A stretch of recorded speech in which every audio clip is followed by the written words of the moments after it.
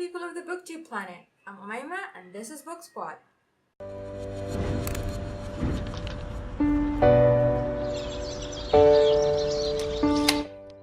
First of all, I'd like to apologize for not uploading frequently on the channel, but this past month has been quite hectic because I have lots of studying and exams, but inshallah, I'll try to upload more often. I promise. With that being said, let's just jump into our video for today. I know that we're already halfway through January, but I wanted to make a video of my best and worst books and movies in 2017. This year, I've read a total of 15 books. I know it's not much, but I'm satisfied with the books that I've read because they include authors that I haven't read before, so I guess that should be interesting. Starting off with my best books for 2017, not in particular order. I have a book that's probably my best Arabic book and by my best Arabic author, and this is في ممر الفئران by Dr. Ahmed Khalid Tawfiq.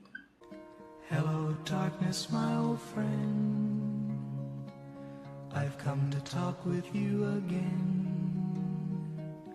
This book was really dark, like literally dark. It takes place in a dark world where light is forbidden. All throughout the book, there are numerous symbols relating to things happening in the real world, if you know what I mean. In the midst of this darkness, there was a passage by my favorite character called Najwan. The ending took me totally by surprise, and the major shift in the characters was also mind-blowing.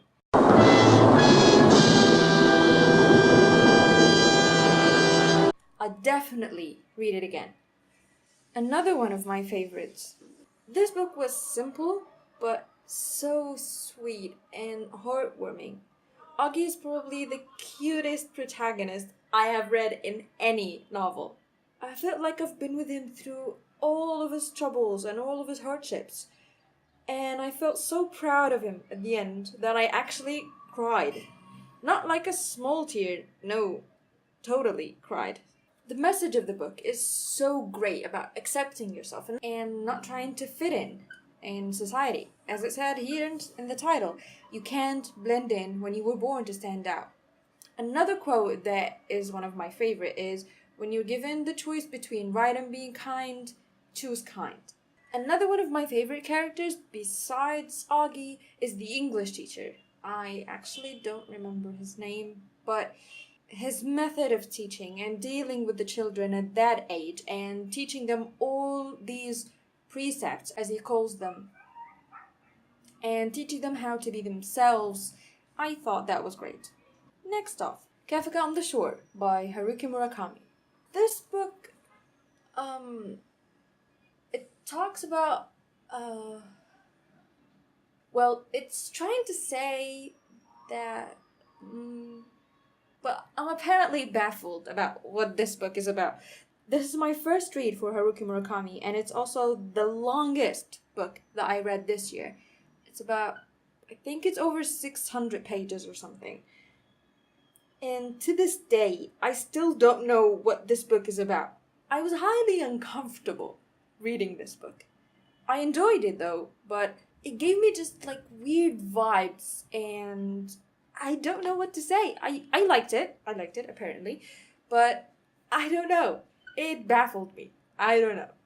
I was also highly uncomfortable for another reason, and that is the indecent scenes, which I found entirely uncalled for. I found that not cool. Not cool. Speaking of being baffled, We Were Liars by E. Lockhart. This book was a new experience in reading without having a clue about the story that I'm reading. The writing style was so unique as well. I had some comments though on parts of the story, but I don't want to spoil you about the story, so if you want more details about this story or about this book, you can find it in my full review that I will link in the description below. The next two books were part of my curriculum for college, and wait a minute, wait. I actually enjoyed something that we study in college. Oh wow. Rejoice! A Doll's House by Henrik Ibsen.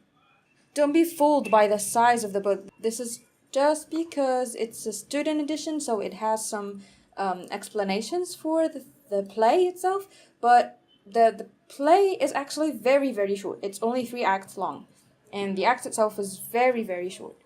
So, lots of people consider this book as a feminist book calling for women to be liberated, emancipated, and so on, but actually, from my study and from what I've read, this is not the purpose of the book. The purpose of the book is for every individual to try to discover themselves and not to be forced to be anyone who they are not. It talks about the journey of self-discovery that the heroine, Nora Helmut, is trying to take after living for so long as a doll for her husband, Torvald. I totally hate the guy. Well, long story short, things happen and there's this big confrontation at the end between Nora and her husband, and well, it's a shock actually. So I prefer that you read the play. It's very short and it's very simple. Also, the writing itself is not that hard. Just read it. I liked it. The final book on my list for the best books in 2017 is Hamlet by William Shakespeare. First of all, this is not the actual cover of the play. No, that's my name. Yeah, that is Hamlet. But it was falling apart halfway through the semester, so I had to take care of it, or else I'd lose the papers inside. Actually, it fits perfectly the content of the book. I've got to say that Hamlet is by far my favorite Shakespeare's play, if not my favorite play of all time. The hero's vulnerability and the pressures imposed upon him by the revenge he's supposed to take for his father, his reflections of the world, of human nature, of life and death, of the idea of fate versus free will, it was just amazing to be able to contemplate with him and to go with him through his struggle. One of my favorite lines is found in his famous To Be or Not to Be soliloquy. He's talking about the reason why people endure all the sufferings and hardships in life for just fear of death. So he says, "But that the dread of something after death, the undiscovered country from whose bourne no traveller's returns, puzzles the will and makes us rather bear those ills we have than fly to others that we know not of." So, Hamlet is the last book that I have on my best books for 2017. Unfortunately, now we're gonna have to go to my worst books for 2017.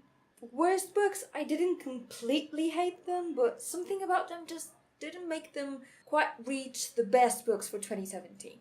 So, I'm gonna start with Everything by Nicola Yoon. So, this book was on my summer reads list, and I actually read it. Long story short, it's a romance, and as you know me by now, I'm not a huge fan of romances, so no thank you. Next is Reclaim Your Heart by Yasmin Mogahed. I cannot tell you how much it disappointed me because it had such a great hype around it. All people fell in love with it, and all people thought that it was spiritual, inspirational, and so on, but it just didn't work for me.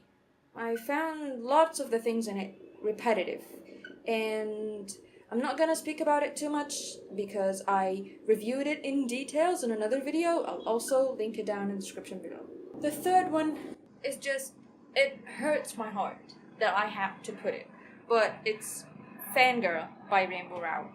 I really wanted to fall in love with this book, but I just couldn't. At the beginning, I could totally relate to Kath. She was uncomfortable in a new setting, now that her sister Ren is letting her on her own, and how she just wanted to eat alone, wanted to do everything alone, didn't want to mix with other people or to meet new people. She just wanted to go home and to live with her father. The major part of the book, it made me laugh so hard. Sometimes I just giggled like an idiot in the middle of people. So yeah, that part of the book is really good. But the part of the book which Kath completely changes into this other human being that I have no idea who is this person. Just tell me, who is this person that I'm seeing in front of me? And Levi, this guy, Levi, is just a smug and a complacent person. I don't understand how she could fall in love with that person, out of all people. So, I cannot say that it will be the first and last time that I read for Rainbow Rowell, because I really liked her way of writing. It was like a very fast read, Her writing was so adorable, like at the beginning part, but please, don't do that to me again, please. The final book on my list for the worst books in 2017 is Wuthering Heights by Emily Bronte. It's a classic, I know, but I almost hated every single person in this book. I don't know what kind of people they are, I couldn't understand their nature, their motives, it just didn't work for me as well. And it was also a tough novel to study for my curriculum in college. Ending my list of the best and worst books for 2017, now we're gonna follow it with the best and worst movies for 2017.